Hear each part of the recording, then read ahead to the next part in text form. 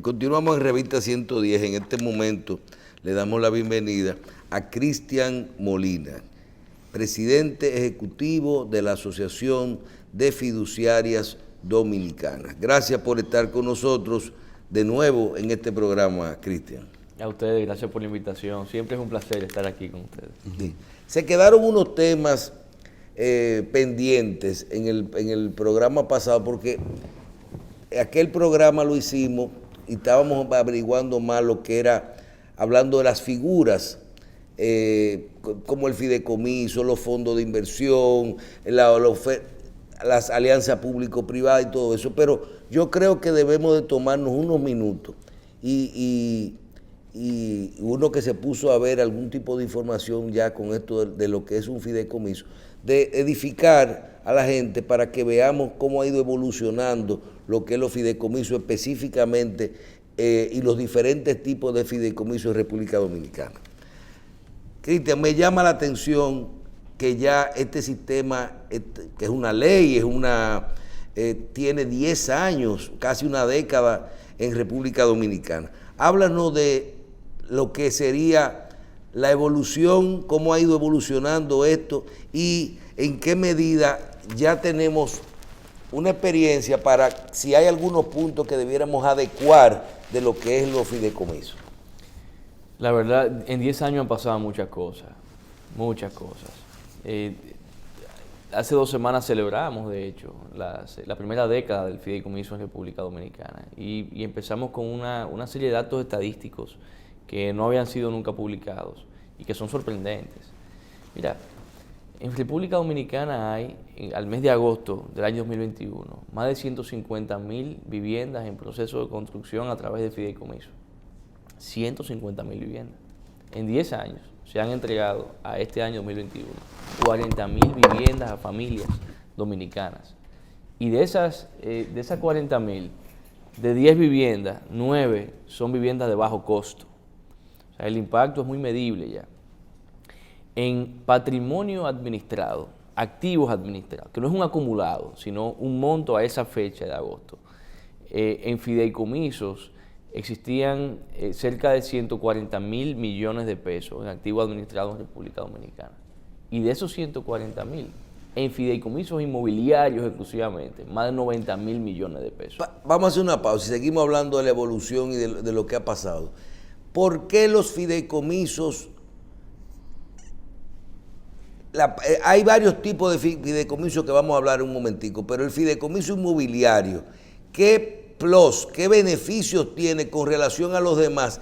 Que veo que es el que más se ha desarrollado en República Dominicana y específicamente en la vivienda de bajo costo. O sea, cuando tú ves una torre en el polígono central con un apartamento a $200,000, a $300,000, tú no necesariamente ves que es un fideicomiso lo construye. Sin embargo, cuando te vas a la República de Colombia o a la Jacobo Magluta y tú dices, vamos a ver un apartamento, es que hay algunos incentivos diferentes o algún tipo de protección diferente que facilita o que mueve a la gente a hacerlo con un fideicomiso. Son las dos cosas. Por un lado, hay incentivos hacia la construcción de proyectos inmobiliarios a través de fideicomiso, pero por otro lado hay ventajas que son simplemente ventajas legales, operativas, para los de prevención de riesgo en general, en todo tipo de fideicomiso, que son muy útiles en el sector de la construcción. Empecemos con el tema fiscal y con los incentivos duros que existen para promover esa práctica, esa industria de construcción. No hay una ley de fideicomiso, hay una ley para el desarrollo del mercado hipotecario y el fideicomiso. El fideicomiso surge en el contexto de un esfuerzo que hace el Estado en el año 2011 de promover la construcción y de permitir que la gente tenga acceso a una vivienda. Entonces, en ese marco se crean ciertos incentivos que van muy enfocados en el desarrollo de vivienda y dentro de ese universo lo que son las viviendas de bajo costo.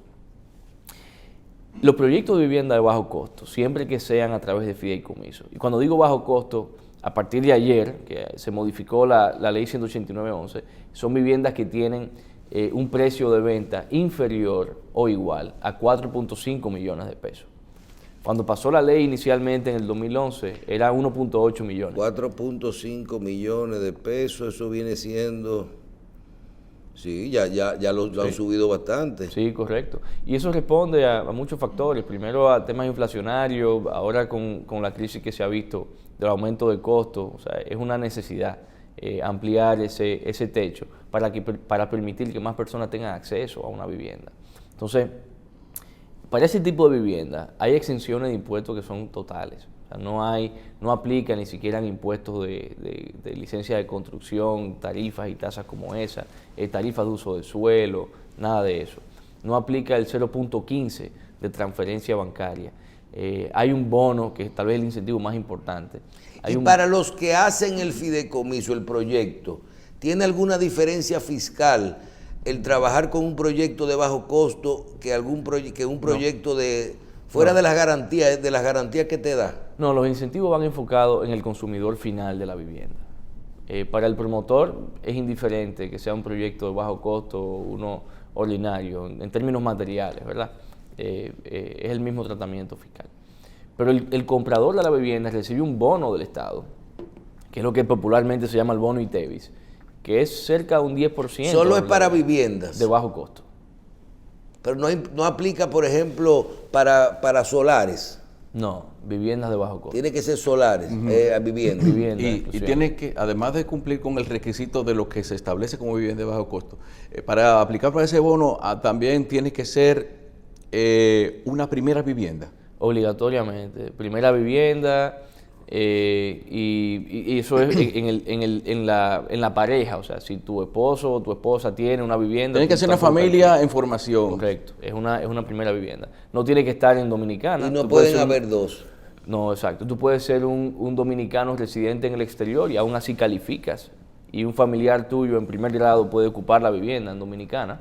Lo que no puedes es nunca alquilar la vivienda, está prohibido por un periodo de tiempo determinado. ¿Tú no puedes alquilar la vivienda? No puedes, porque el incentivo es para el que compra la vivienda, no es para crear un negocio, es para paliar un déficit habitacional. Ese es como el Por eso fue la experiencia que hubo en la Jacoma, en la ciudad Juan Bosch, que mucha gente compraba con el fideicomiso y después la quería alquilar para pagar la cuota. Claro. Y ahí se cayó. Mira, no es que no se pueda comprar una vivienda y alquilarla en un proyecto de bajo costo. Es que tú no puedes comprarla y que te den un bono, un subsidio del Estado, y que tú hagas negocio con eso. Ese no era el objetivo del Estado. Entonces, cuando hablamos de los fideicomisos y de esta experiencia de 10 años, ¿tú entiendes ya que debiéramos revisar todo este marco legal para hacer algunas adecuaciones o que ha funcionado perfectamente y podemos seguir utilizando este modelo, este vehículo? Es totalmente necesaria una revisión. Y de hecho, es muy oportuna tu pregunta, porque hace cerca de 3 semanas, 4 semanas, un mes, ya hay un decreto del presidente Luis Abinader designando una comisión consultiva para modificar la ley 189.11. Y esa comisión ya ha tenido significativos avances. Nosotros como Asofidón somos parte de la comisión y ya hemos enviado formalmente nuestra postura respecto de los puntos importantes que hay que cambiar. Uno de los puntos que me preocupó, y ahora que estamos hablando de modificaciones, fue que discutiendo la reforma fiscal o hablando de reforma fiscal y de la necesidad de nuevos impuestos, circuló un documento que el gobierno después desmintió diciendo que ellos no habían hecho ese documento. O sea, alguna gente decían que se filtró, que era un modelo de una propuesta de reforma de impuestos, de fiscal, que se filtró, que si no, que fue amén. Pero en ese documento a mí me llamó la atención que dentro de las cosas que se le cargaban los impuestos, se le cambiaba el modelo impositivo a los impuestos. ¿Usted cree que de esas modificaciones que tendrá que tener esta ley del mercado inmobiliario y de lo que regula los fideicomisos, eventualmente se le eliminarán los beneficios fiscales que tienen los que se constituyen en un fideicomiso para poder realizar esas obras? Sí, la verdad es que es necesaria una revisión, porque la intención de la industria, del sector, y como es en otros países también, es que el fideicomiso sea fiscalmente neutro. Fiscalmente neutro no significa lo que muchas personas piensan y lo que se pensaba hacer si esa reforma fiscal fuera a suceder. Eso sería una aniquilación del fideicomiso. Eso no es convertirlo en fiscalmente neutro. Eso es quitarle algo que tiene. ¿Qué es fiscalmente neutro? Fiscalmente neutro significa que Es bueno decirle algo, y yo te hablaba de eso el otro día. Por ejemplo, en un fideicomiso inmobiliario, si uno decide hacer una compañía constructora que construye, que haga un proyecto que no sea un fideicomiso, eso paga un 27% de impuestos Sí. de los beneficios de ese proyecto. Más a cada accionista, cuando le van a dar su parte, se le paga otro 10%. El fideicomiso hoy paga un 10% y hay muchas políticas públicas que dicen que mucha gente hace fideicomiso para nada más pagar un 10% en vez de ese 37% de impuestos por los beneficios de un proyecto. Eso se le traspasa al consumidor Claro, final en y una crea hora. volumen. Entonces, la pregunta es, cuando usted habla de que sea fiscalmente neutro, ¿es llevar esto a cero o ponerlo igual con el 27? Lo que pasa es que específicamente en el caso de la construcción, hay una política de Estado, hay un interés del Estado en incentivar esa actividad. No es incentivar el fideicomiso como tal. El fideicomiso en general debe ser neutro. Ahora, como Estado, tú quieres promover la construcción de vivienda, entonces es una excelente manera de promoverla. Y de hecho, específicamente en el caso de la construcción, en el caso de los fideicomisos de oferta pública, y tiene sentido también en el caso de las APPs, que el tratamiento fiscal del fideicomiso siga siendo el que es ahora. Que no es el 10. Que es el 10 solamente. Es una exención del impuesto a la renta. Espérese, vamos a darle para atrás porque tenemos unos minutos y yo me hice el propósito de que no debiéramos dejar hoy el tema que no esté claro. Usted acaba de mencionar APP, que es Alianza Público-Privada, y el fideicomiso, hablamos de fideicomiso inmobiliario y hablamos de fideicomiso de oferta pública. Es que hay varios tipos de fideicomiso. Hay una gran cantidad de tipos de fideicomiso. Hay públicos, privados, de oferta pública. Sucesorales, de administración. Bien. Todos garantía. esos fideicomisos tienen el mismo patrón a seguir, por ejemplo, en lo tributario. Todos. Todos No hay pagan el discriminación. 10% de impuestos. Correcto. Okay, entonces, y eso es una distorsión, eso no es lo que debería suceder. Lo que debería suceder es que el fideicomiso sea fiscalmente neutro, lo que significa que yo como fideicomitente, como empresa, cuando decido hacer un fideicomiso, decida hacerlo porque hay ciertas ventajas legales, operativas, de protección, de mitigación de riesgos, que hace que tenga sentido, pero no es más beneficioso ni perjudicial tampoco hacer el emprendimiento de que se trate o la operación de que se trate, desde mi persona o desde un fideicomiso. Eso es fiscalmente neutro. Que el ángulo fiscal no te motive o te desincentive para hacer un fideicomiso. Debe ser neutro. Ahora. Sí, que tú lo veas, tú decides incursionar en él por las garantías que te brinda ese marco legal. Claro. No porque paga menos impuestos. Imagínate eso. Vamos a hacer un análisis rapidito. Porque inclusive los fideicomisos son inembargables. 90% de los fideicomisos que hay en Dominicana son enfocados en la construcción. Y los otros fideicomisos, por ejemplo, ¿qué puede ser? Pero mira esto, 90% son de construcción. Tú dirías que en el país hay mucha gente que construye, la mayoría de la gente construye. No, lo que pasa es que es un vehículo útil para eso. ¿Yo puedo poner un hotel con un fideicomiso? Podrías hacerlo. Claro que sí, podrías hacerlo. Hay carpintería que hacer en ese diseño, pero sí, en la respuesta corta que sí. Ahora, yo te digo una cosa, no todo el mundo es constructor, pero todo el mundo se va a morir algún día. El fideicomiso más utilizado debería ser el fideicomiso sucesoral. ¿Por qué no hay 1 millón de fideicomisos sucesorales? Porque no es lo mismo hacer una ¿cómo se llama? Una herencia con un abogado. Del punto de vista fiscal, no, porque no es fiscalmente neutro. La gente piensa que como el fideicomiso está exento del 27 y el beneficiario solamente paga un 10. Pero en el otro caso paga un 3. Pero es que no es neutro, porque para tú crear un fideicomiso, tú tienes que pagar un impuesto de transferencia del activo que tú transfieres. Luego tienes que pagar IPI en el fideicomiso, aunque tú seas persona física. Que si tú tuvieras el activo en tu patromonio, tienes un umbral, una exención hasta 10 millones de pesos aproximadamente. En el fideicomiso tú lo pagas todo. La transferencia ahora mismo, como está la ley ahora, de un activo al fideicomiso, sin importar el tipo de fideicomiso que sea, es a valor de mercado. Si tu casa tú la compraste en 10 pesos hace 20 años y ahora vale 500 pesos, cuando tú la aportas al fideicomiso es a ese valor. Tú pagas un 3% de ese valor y pagas IPI sobre ese valor, aunque seas tú el que estás viviendo en la propiedad. Es tu casa, solamente la pusiste ahí para planificar tu herencia. Eso no es fiscalmente neutro. Por eso no hay más fideicomisos sucesorales, y es el tipo de fideicomiso posiblemente más práctico y útil que existe. Y con más garantías. Con más garantías. Todos nos vamos a morir. Y el dominicano ahora mismo no planifica su herencia, hace compañías, y al final eso es una ficción, porque las compañías son para hacer negocio, no para planificar tu patrimonio.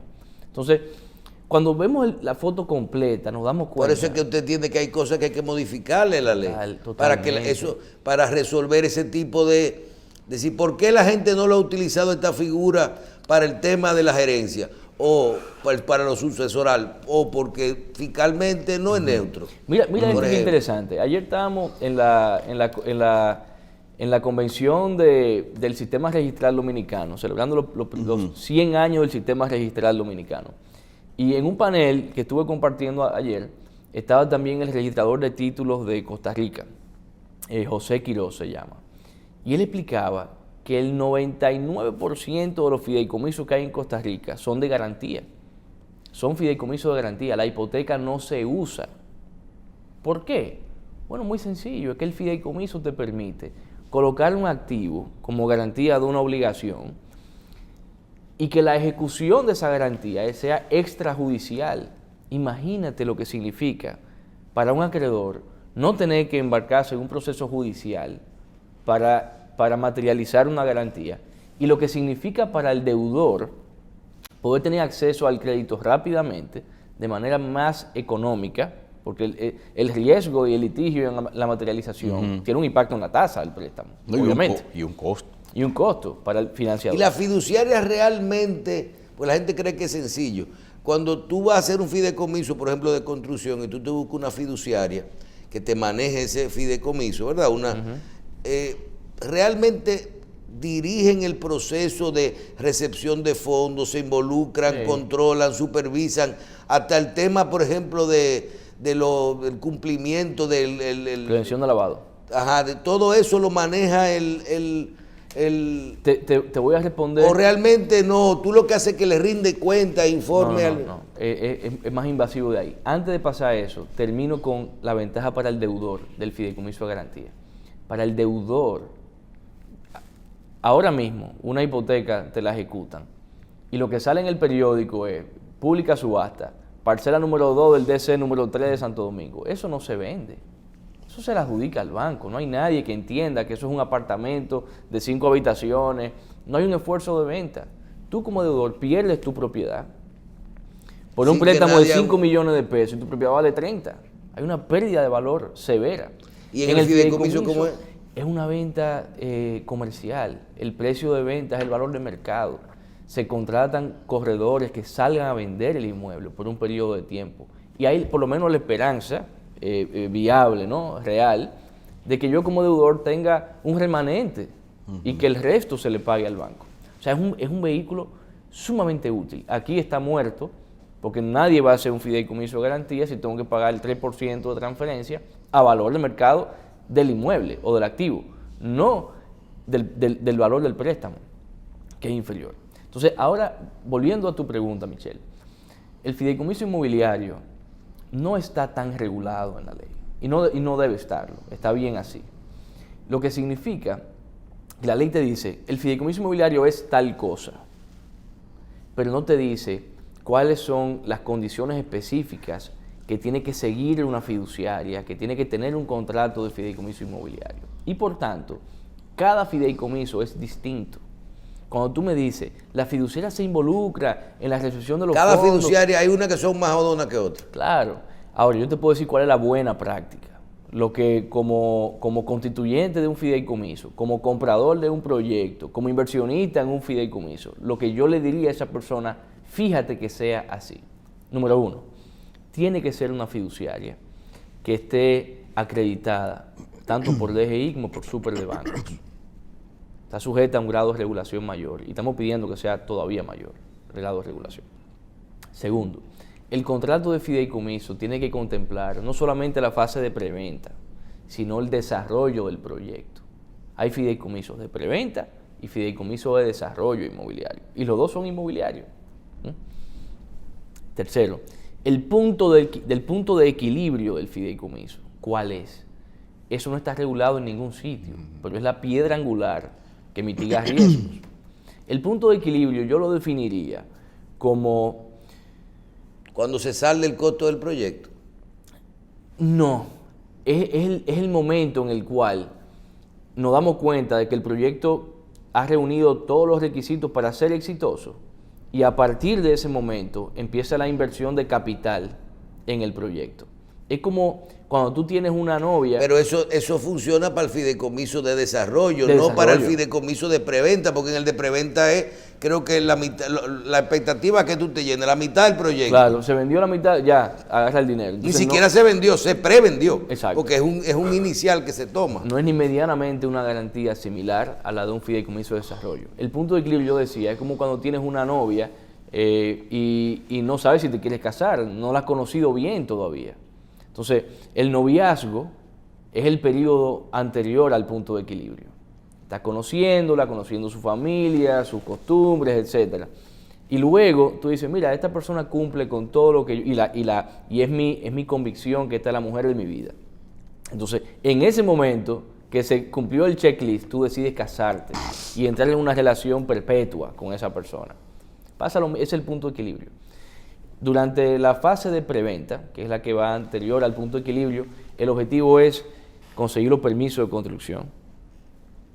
Un proyecto de 20 pisos, pero te autorizaron 10. Se acabó el proyecto. Y medio ambiente, construcción. Medio ambiente. Que el deslinde del título. Que el título esté a nombre del fideicomiso y en condiciones para hacer el condominio. Que el banco, si se necesita un financiador, que en el 99% de los casos es así, que el banco haya aprobado el préstamo. Vamos a tener el dinero para hacer el proyecto. Que las expectativas de venta se hayan cumplido. Cuando tú tienes esos elementos, oye, es muy difícil que el proyecto no se dé. Es muy difícil que no se haga el proyecto. Entonces ahí tú te casas y pasamos a una etapa de construcción. En ese caso, solamente luego del punto de equilibrio se invierten en el proyecto los fondos de los compradores. Antes de eso no. Antes de eso. Una persona puede aportar una propiedad, un fideicomiso para la construcción mobiliario. En vez de traspasarla haciendo una venta al fideicomiso, como una compañía cuando se hace un aporte en naturaleza. Sí, claro. Las dos cosas se pueden. O sea, un aporte. Se puede hacer una venta. Una cosa es un 3% y otra cosa es un 1%. Bueno, no, en el caso del aporte no aplica ni siquiera el 1, porque no es una sociedad comercial, que es lo que aplicaría con el impuesto de aumento de capital. ¿Cómo aplicaría? Si es un aporte, no hay ningún impuesto al momento de la realización del aporte, del punto de vista de impuesto de renta o ganancia de capital. Pero para transferencias sí, excepto en el de bajo costo, que está exenta, por aquello de ese incentivo. Sí. Yo quiero presentar un caso hipotético de a ver si podría ser apto para un fideicomiso, que es el caso de que se le presenta a algunas personas de cuando reciben una propiedad en herencia. Es decir, se pueden ponerlo de acuerdo unos hermanos en decir, aquí tenemos la casa que era de papá y mamá y esta casa aquí cabe perfectamente una torre. Okay. Hay gente que lo que hace es buscarse un constructor. Y dicen, ok, mire, le vamos a entregar eso y de ahí nos tocan tantos apartamentos. Eso es quizá en el sentido más práctico. Entonces, en comparación con esa transacción que se hace muy frecuentemente, ¿qué ventaja proporcionaría en vez de buscarse a un constructor que se haga cargo de demoler, construir, comercializar, en vez de hacer eso, irse a consignar esa propiedad a un fideicomiso? En los dos casos vamos a buscar un constructor. Alguien tiene que construir, ¿verdad? Sí. Pero en el caso que tú planteas, Carlos, en el esquema tradicional sin fideicomiso, buscar un constructor significa agarrar tu herencia, tu propiedad, y traspasársela a él. Sí, y posiblemente que él la empeñe para poder construir y después con la promesa de que te va a pagar cuando venda, te va a entregar unos apartamentos a cada uno. Oye, es un contrato de venta donde el contrato dice, yo te voy a pagar $100,000 adelante, pero es $1 millón que te debo. El resto te voy a dar 2 apartamentos. En 4 años, cuando yo termine de construir. Entonces la fiduciaria se encarga de que eso se ejecute así. La fiduciaria se encarga de mitigar riesgos específicos. La fiduciaria nunca va a asegurar un resultado, pues la fiduciaria no construye. Lo que la fiduciaria puede asegurar es que ese inmueble se va a utilizar únicamente para este proyecto. Bien, en estos 10 años que tienen la fiduciaria, tú mencionas, no garantiza tal cosa, pero ya tú tienes cifras, tú dices 100 y pico de mil millones en proyectos inmobiliarios, 90% son inmobiliarios y todo eso. La falla que siempre hay, Claro. se ha estimado, dice, de 10.000 o 15.000 fideicomisos que se han hecho en República Dominicana, hay el 5% fracasó o tuvo problemas por X cosas. No existe esa estadística a ese nivel de detalle. Pero podemos decir que el 97% es exitoso. Sí, podemos decir que el 97% es exitoso. No me sorprendería una cifra como esa. Un indicador, por ejemplo, es que no conozco, tal vez exista, pero no conozco, un precedente donde se haya terminado de ejecutar una garantía fiduciaria en un proyecto fallido. Conozco procedimientos que están en marcha y que normalmente pueden terminar en una especie de acuerdo, que es una gran ventaja también del fideicomiso. Pero es un indicador. ¿Cuántos proyectos hay con ejecuciones, embargos inmobiliarios que se quedan por mitad y los compradores luego se quedan desamparados? Pues te puedo decir miles en los tribunales. Bien, nos quedan 10 minuticos. ¿Qué es un fideicomiso de oferta pública? Que está muy de moda el tema ahora de oferta pública y alianza público-privada. Un fideicomiso de oferta pública es un fideicomiso que se registra en la Superintendencia del Mercado de Valores y emite al público algún título valor. En el mundo del fideicomiso ese título puede ser de renta fija, que quiere decir deuda.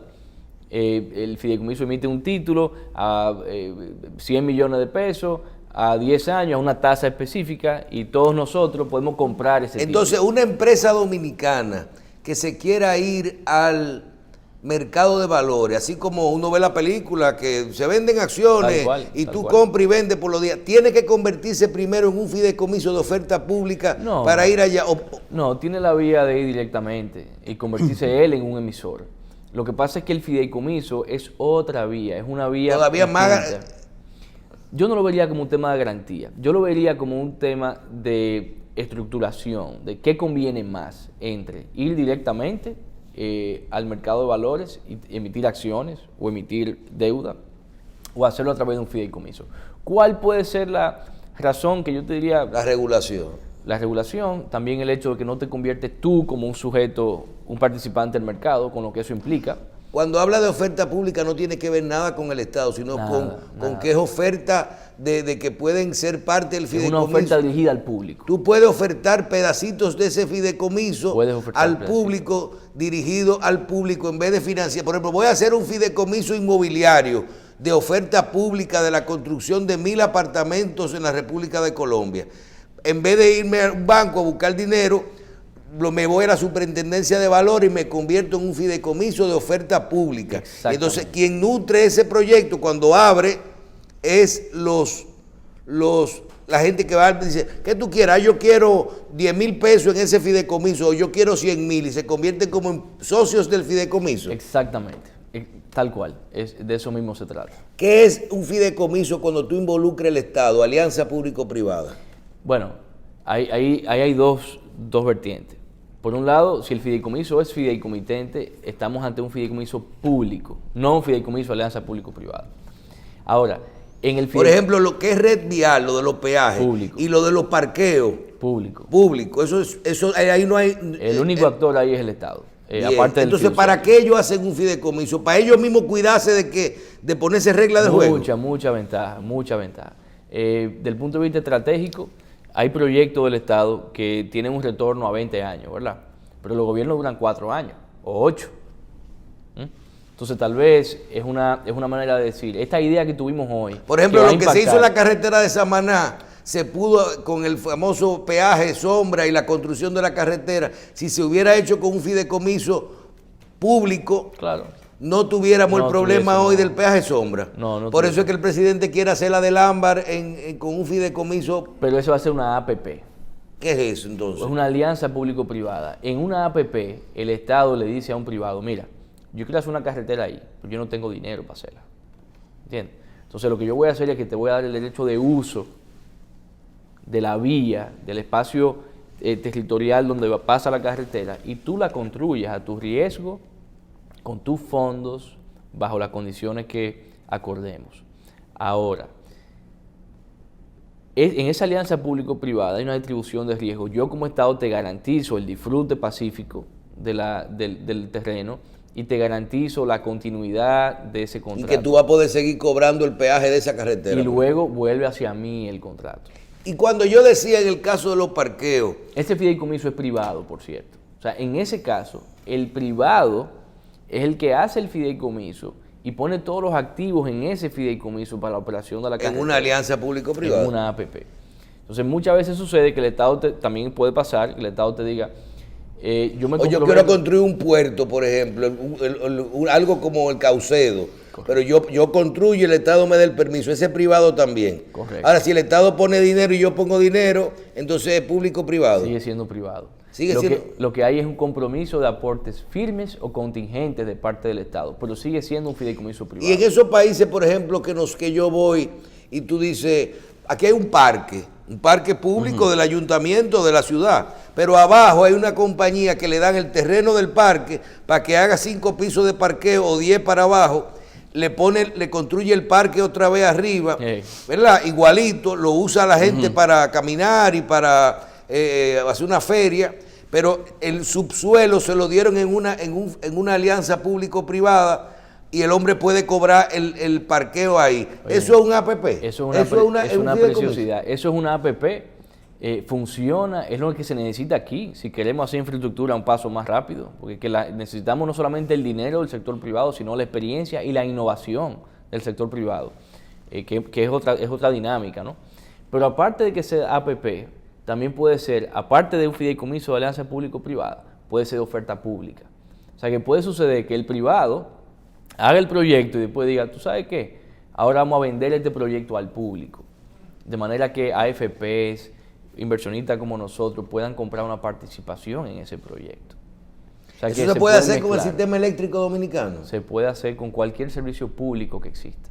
Y no es que se le vende a nadie, sino que se convierte en una empresa pública. Prisiones, hospitales, escuelas, lo que sea un servicio público, se puede hacer a través de una APP.